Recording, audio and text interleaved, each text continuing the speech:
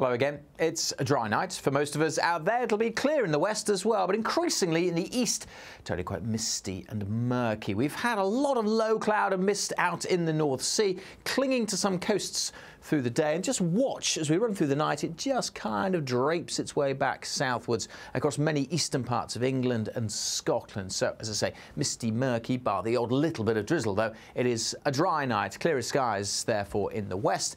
Temperatures will drop down to single figures in towns and cities.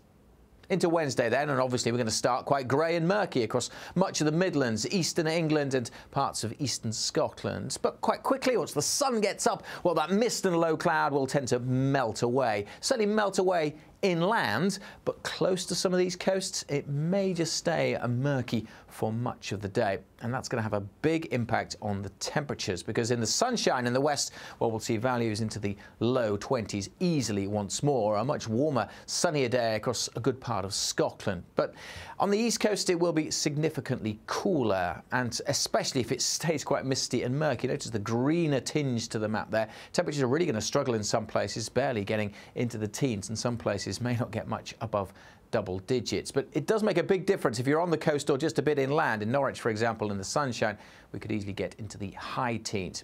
Now, there is the threat that the warmth may just spark one or two late showers across the south. They'll be pretty isolated, but they could also be pretty intense. As we go through Wednesday evening, well, we'll start to see a greater risk of showers coming up from the near continent.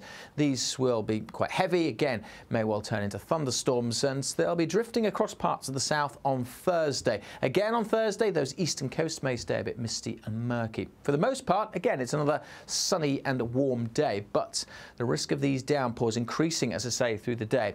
Too early to say exactly where, but they could be quite heavy once more and thundery too. So that's something we'll be keeping a very close eye on. As for the outlook, well, it's more of the same, really. There'll be plenty of hazy sunshine. If anything, it's going to turn warmer towards the end of the week, but a continued threat of heavy, thundery showers across parts of the south. So stay tuned to the forecasts for more updates on that.